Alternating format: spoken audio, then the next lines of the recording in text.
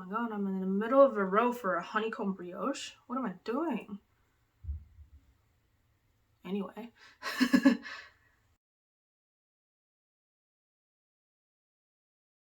Hi everyone, I'm Ying and welcome back to the Noodle Kids Knitting Podcast. Today is going to be a regular podcast episode. I think it's been 3 weeks. Correct me if I'm wrong. I think it's been 3 weeks that I've done a regular knitting podcast where I talk about my finished object, whips, and acquisition, etc. And yeah, it's because I was taking a break from my arm, wrist, fingers. They've been feeling better, just like sore from time to time, and I would stop knitting. So that being said, I've been back to knitting and spinning. So I have a few stuff to talk about. I have a few things to talk about with you, and let's get into it. First finished object, we only have one, and I'm wearing it. It's my Ally sweater. It's done! It's finally done! The sleeves are a little bit long, but it's fine. And I made it cropped. I'm gonna insert some footage. I made it cropped, so it sits pretty much at like a high-waisted jeans waistline. I wish I made it longer, but I think it's fine because I always wear high-waisted jeans. I only have like one pair of pants that's not high-waisted, and I would just wear like a longer sweater with that.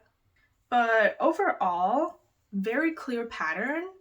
Not necessarily the fastest knit, I would say, because all the increases are like written out and you have to repeat it like several times depending on your size. I wish I could do one less repeat of this and make like the distance between the, what's it called?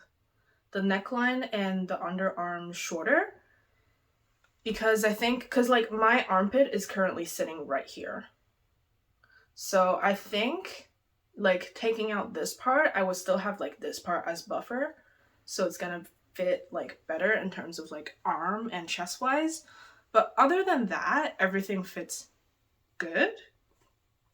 I wish I could shorten the sleeves, but other than that, it's very comfortable. And I love how it looks. It's like the first sweater that I have a neckline like this, and I actually like it a lot. The pattern is also really pretty and like distinctive. So if you see like another person wearing an Ally sweater, you'd be like, yeah, I know, you made that, or somebody made that for you. And yeah, I think it's a really unique piece, and you can have a lot of fun playing with color. So the yarn that I use is both from Campfiber Yarns. And Laura is a really talented indie dyer. She makes really awesome colorways from like pastel to like deep jewel tones. Feel free to check her out. The color that I used, the beige color, is a neutral with speckles of purple, green, and orange. And it's called Holiday Eggnog. Is club colorway of 2022, of December actually. The speckled colorway. And the purple is, it's a, I'd say mid to like deep jewel tone of purple. It's a tonal variegation, and it's the tonal colorway of December 2022, the club colorway, and it's called Sugar Plum Glow.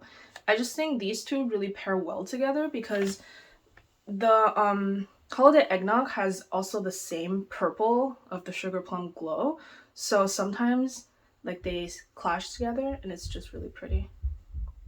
I also love the contrast color at the end of the rib that Sarah did.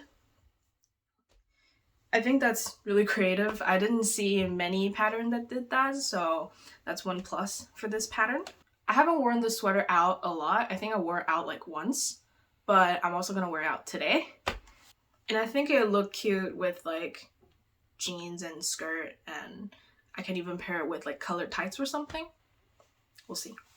So that's the only finished object because I was still resting my arms. So let's move on to whips. This one you've already seen. I made a tiny bit of progress compared to last time that I showed it to you.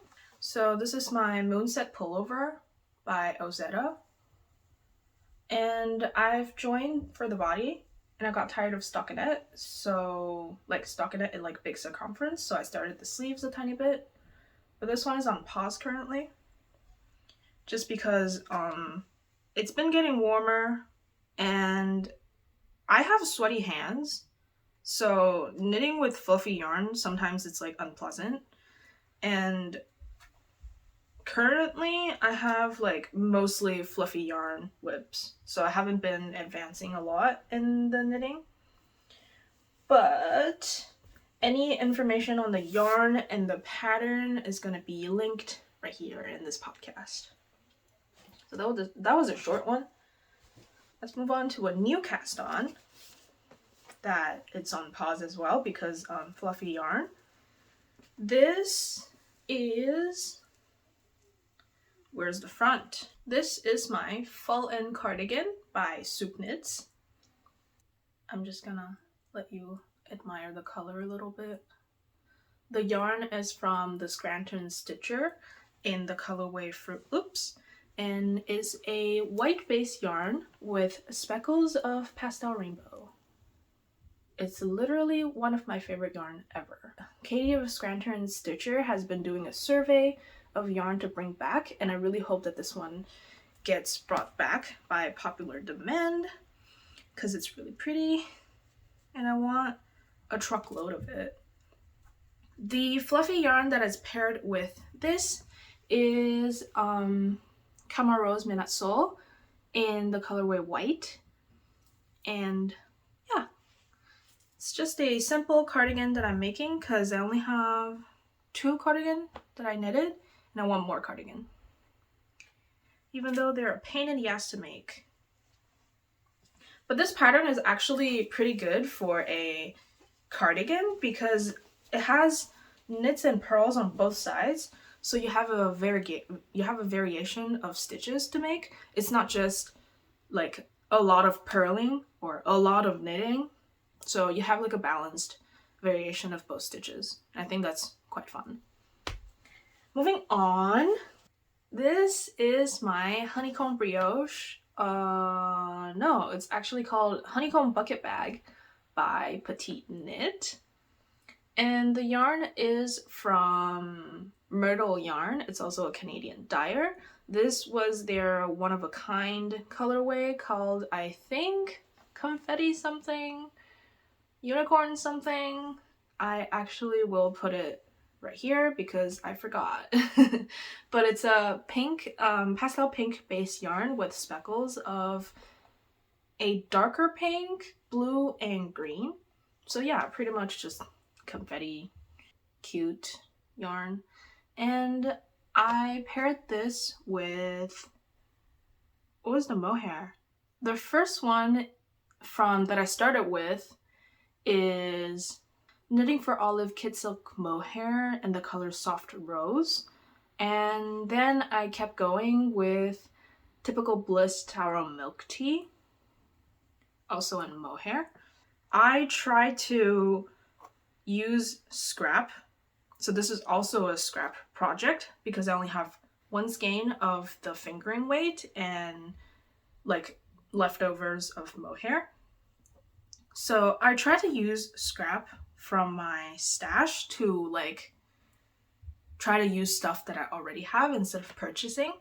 So I tried to make a nomad hood a while back. If you haven't seen that podcast, it's going to be linked. The nomad hood recommends a DK weight yarn, and I had a fingering and mohair that looks kind of similar, so I decided to pair it together. And that was the end of my taro milk tea that I have left over from my sweater number 18. And I thought that I finished my taro milk tea, so I wasn't done my nomad hood, and I was like, well, I need more mohair to like finish this hood. I can't just leave it without mohair. It's gonna like not have enough like thickness. And then I was like, okay, I want to try Knitting for Olive mohair because everybody's saying that it's really good. So I purchased one ball of the soft rose to finish the nomad hood, which I did. And then when I was organizing my stash, I found another skein of taro milk tea. So now I have like half of the soft rose and like a full skein of the taro milk tea.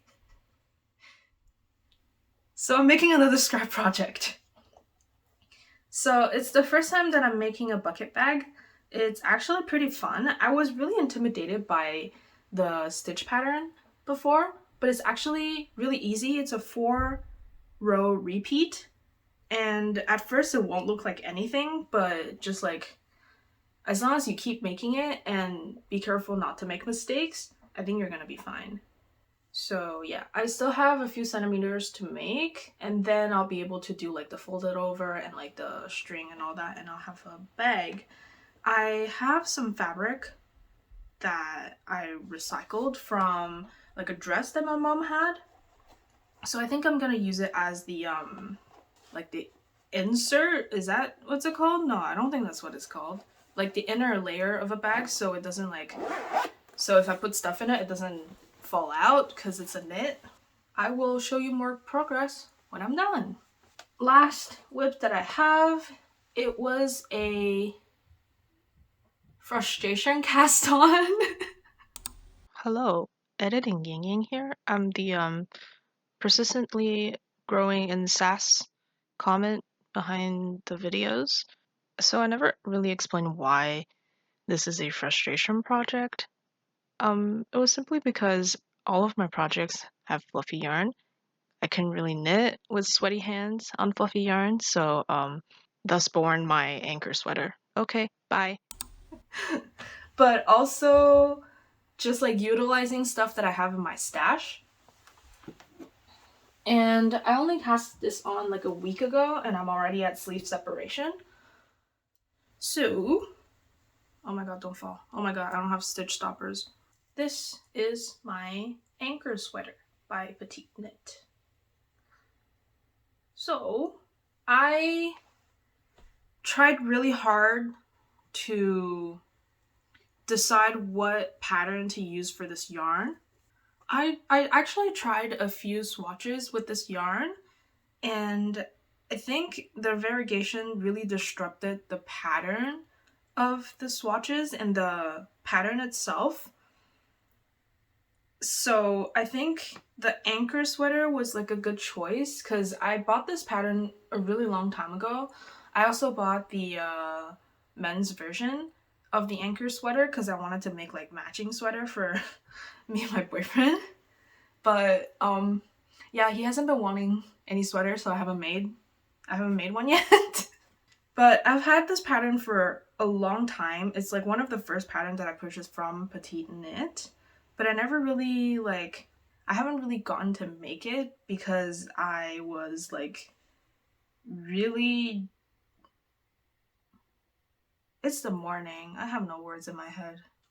I was really like pushed away by the ribbing because I don't know how many times I'm gonna say it. I hate ribbing.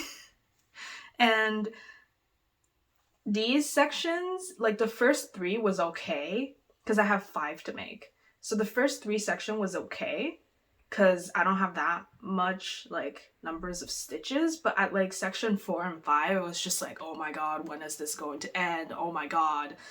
And yeah, I finished the excruciating like 300-ish stitches of ribbing, and now I'm at sleeve separation, so I can knit stockinette for a while.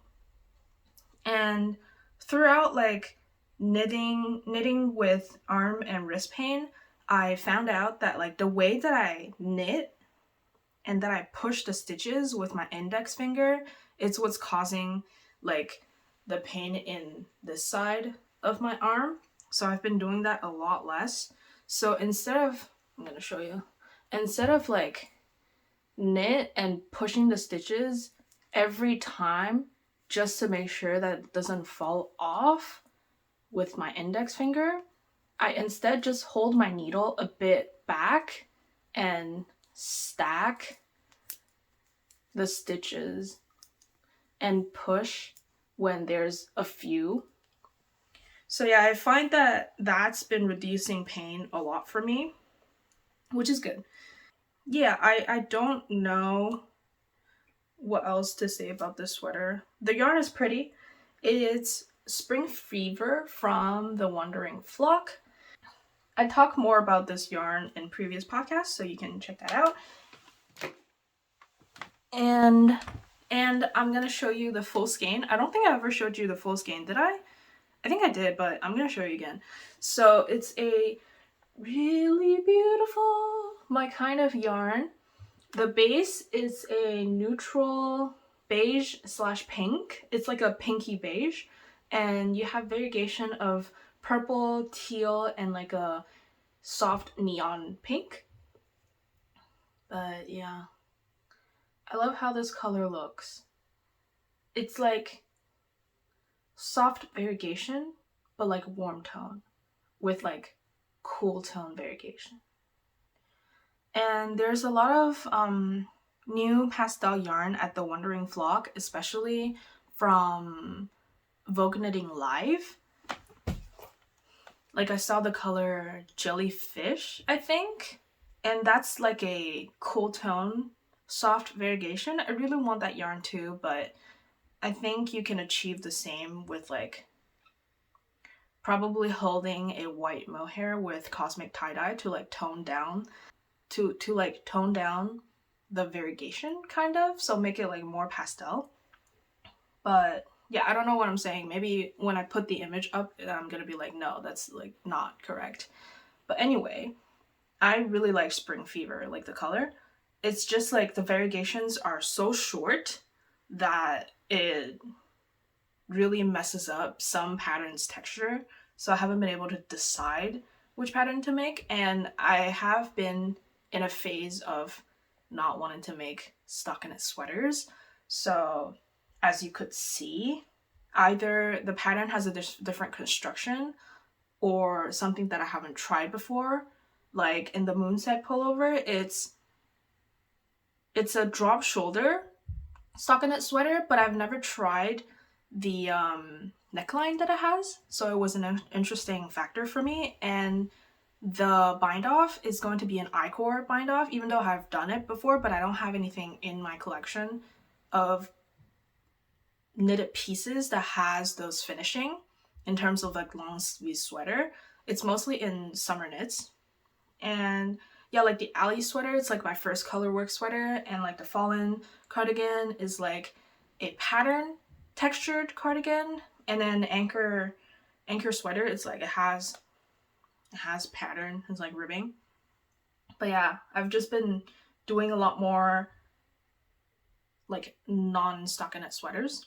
That's why I haven't been able to like use some of the yarn that I have, because a lot of them are like heavily variegated and I just don't know what to make with them instead of like a simple stockinette, because that's like the best way that you can showcase a yarn, right? Even though if there is going to be like pooling that you can easily solve with alternating skeins, or I don't know, just like helical knitting. But yeah, when I'm knitting a sweater, I don't really want to think about like alternating skeins and helical knitting and like complicated like ways to just like make a sweater look more uniform, because I don't really care about it. I usually don't alternate skeins unless there's like a huge difference between skeins. So for my Serene sweater that I made with Feisty Fibre Glamping, I had to alternate skein for one whole sleeve, because the two skeins that I have left, one is like pinkish white and the other one is like deep red. So if I don't alternate skein, it's gonna look really, really different. Like the other Serene sweater that I have made with Feisty Fibre's Trippin', I didn't alternate skein for the whole sweater, so the sleeves look very different. One is more white and the other one is more pinky colorful, and you have like 3 sections of the body, so the top and the bottom is like more blue and the middle is more like pinky yellowish. That's just because the nature of how Trippin' is dyed, even in the same batch, they're gonna look very different. Okay, moving on. We're done talking about yarn and knitting a sweater and variegation. We're gonna talk about another whip that I have, but it's not a knitting whip, it's a spinning whip. So it's this guy. It doesn't look like anything. Let me just unravel it. It's this little guy.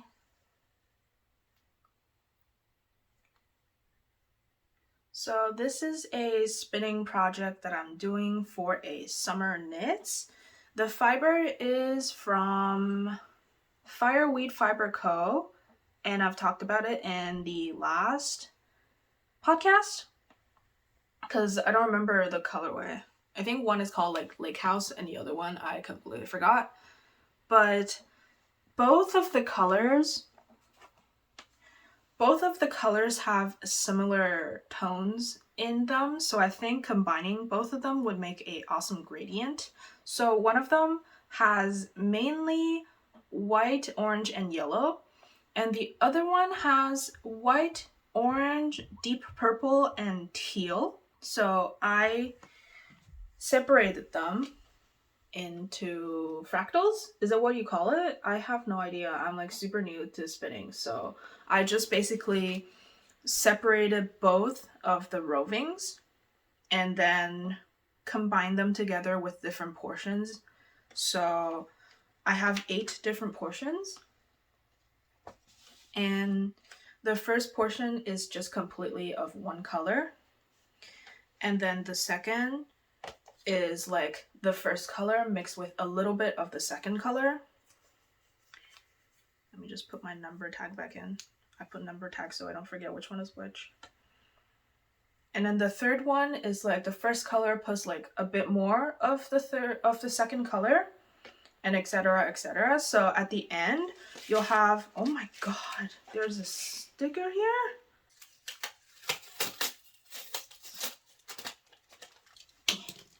Die sticker. Okay, I solved the sticker problem. Sorry about that. So the last one has mostly of the second color and a little bit of the first color. So they all look like these. Yeah, and I'm currently on the third portion, and I'm also gonna put the fourth portion into the bobbin spindle, onto the spindle that I'm currently spinning on. I need a bigger spindle, like seriously I do, because the one that I have is the Ashford Student spindle, and I think it only holds about like 50 grams. If I try to put more than 50 grams, it's like struggling. So I'm gonna also put the fourth portion in, and I'm gonna wind it up into a ball. And then I'm gonna start with portion 1 again to 4, and I'm gonna ply portion 1 to 4 together. And then I'm gonna have 1 skein of yarn with this, right? This is 100 grams. So both of the rovings that I got are 100 grams each. So I have 200 grams of yarn. And then I'm gonna do portion 5 to 8. And then that's gonna be my second skein of yarn. And if the gradient is not good enough just with spinning, I'm gonna alternate yarn when I'm knitting as well. So like first portion with yarn 1, and then alternate a few rows with yarn 2, and then second portion with yarn 2. I'm not sure what I want to make with this yet. I'm aiming to spin a sport weight yarn because this yarn is it Targhee? I think it's Targhee. It's Targhee, bamboo, and silk. So it's gonna be okay-ish for summer because it has like bamboo and silk. And hopefully a sport weight is gonna make it like not too bulky, so breezy enough for summer. We'll see. Let's move on to acquisition. So I haven't been buying a lot of yarn because I'm waiting for a collection drop from both Typical Bliss and Campfiber Yarn. But my pre-order of the Winter Magic collection from Typical Bliss finally came in like a week ago. So I'm going to show you that. So first what I got is Stargirl from Typical Bliss. And this, the Winter Magic is actually Typical Bliss's advent calendar. They had a mini skein version and a 5 skein version. And personally, I don't really like advent calendar. Like, I see a lot of people do advent calendar, and I love the idea of having like mystery, like a tiny gift for yourself every day. It's really cool. But I'm like, A, what am I gonna do with the yarn? And B, what if I have yarn that I don't like? So, and it's also a large investment. It's like $200-300 because of like the amount of yarn and labor that goes into it, which like completely understand, but it's just not something that I want to do when I don't know what I'm getting. I don't know if you get what I'm saying, but anyway. Typical Bliss launched their Winter Magic collection as a pre-order after the yarn advent has been revealed. So I bought 3 colorways, only 1 sweater quantity though. So Stargirl is the sweater quantity that I got is a neutral pink color. I think you can see like a pattern here. It's just like pastel everywhere with a variegation of a soft neon green, yellow, pink, and blue. I think it looks a bit more pink on the picture on the website, but I'm still pretty happy with this. I'm not sure what I'm gonna make with this. If I'm gonna hold it single or hold it double with like a fluffy yarn, but since I've been having an aversion of fluffy yarn, that's the word, aversion, that I've been looking for. Since I've been having like an aversion to fluffy yarn, I don't know if I'm gonna hold it with a fluffy yarn, but we'll see. I haven't decided yet. This is currently just it's pretty, so I leave it in my stash to look yarn. Second colorway that I got is Knitting at the Park. So this is also a variegation. This is a variegation yarn of a neutral color with a peachy color, a pink, no, not a pink, a purple, and a blue. So I imagine this is like a knitting in the park at sunset kind of thing. It's really pretty. I only got 1 skein because when I was purchasing these yarns, I have an abundance of variegation yarn that I don't know what to do with. So I decided not to buy a sweater quantity of this one. The third one that I got is Sky Coffee. So this is just like an overall neutral yarn with like soft variegation of like a darker tan color and like a cool toned gray. Yeah, don't know what to say. This is just really pretty, and I think it would be like a really cute hat, question mark. Yeah. And I also got 2 stitch markers from Typical Bliss, but they're on projects, so I don't want to dig them out, but they're like these ones. I got the Rosalina?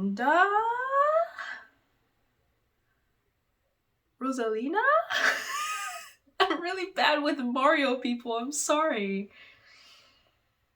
Yeah, the star one, and I also have a gummy bear. I also have a gummy bear stitch marker, and I want to purchase more of them because they're just really cute and they're like iridescent. So the second thing that I got is the first time that I purchased from this dyer. It's November Can, and it's a Canadian indie dyer. I believe they're Asian Canadian as well. And this is one of the colorway in their Lunar New Year collection. So this is Celebration. It's a variegation and speckled yarn with variegation of neutral, blue, and orange. And then you have speckles of like red and yellow and blue as well. So I kind of fell in love with this yarn. It's just when it came out, I didn't have the budget to buy it. But at the end of the pre-order, I had like an extra $30. So I was like, okay, let me just like buy it. Plus, I believe the dyer's name is Leah. They are donating to like a human rights or human trafficking, anti-human trafficking organization in Vietnam. So yeah, I think $5 of the proceeds are being donated or something. So yeah, I wanted to like buy yarn for a cause, you know? I really like when company does that. And Leah was really lovely to include 3 stitch markers as gift. So thank you a lot, Leah. I really appreciate it. And these are the stitch markers. So you have tiny boba, just like strawberry flavored. It's really cute. You have also a donut and a cupcake. It's just like cutesy, soft pastel colors. I'm like, oh, you know me. You know me too well. So the next one that I have, it's fiber. And this is from Emily C Gillies. It's the February colorway of their Luck of the Draw. If you haven't received your fiber, look away to this time. So here's the fiber. And it looks very different from the inspiration photo. If I can find it, I'm gonna put it. But I don't hate it, but I don't like it. The base, I believe, is Pullover. It's 100% Pullover. And I don't know what happened. I don't know if the base is not white. That's why the color is like this, like really dark jewel tone of like purple and red. But the inspiration has a bunch of like light pastel colors. That's why I purchased it. But yeah, I don't know. I'm still gonna spin it, but I don't know what I'm gonna do with it. Maybe I can give this yarn to someone. Who knows? Yeah, it's waiting to be spun. I only have 1 spindle, and I'm working on my Fireweed Fibre, so we'll see. I really want to buy an e-spinner, but I don't know if I should buy the Nano so I can get it like really quick, or I should buy the Electric Eel Wheel 6 so I can have a bigger bobbin, or I should just wait and invest in an Ashford, or like, I don't know, because I'm leaning more towards e-spinner because they're smaller and like more portable, and I don't have a lot of space in my apartment, so yeah, don't know. Anyway, the next yarn is also a mystery yarn. This one is from Lichen and Lace. It's their sock train. So this is the March colorway. If you haven't received your yarn, you'll have to skip again into this time. Okay, so this is the yarn. And this yarn is interesting. It's like a mid-tone blue with variegation of like a mossy green and a dark blue and a bit of dark gray here. Not a typical color that I would buy, but actually reminds me a lot of like a pond.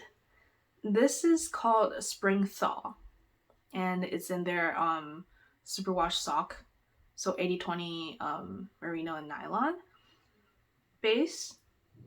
Yeah, I don't know. It reminds me of a frog now I look at it. It's kind of cute.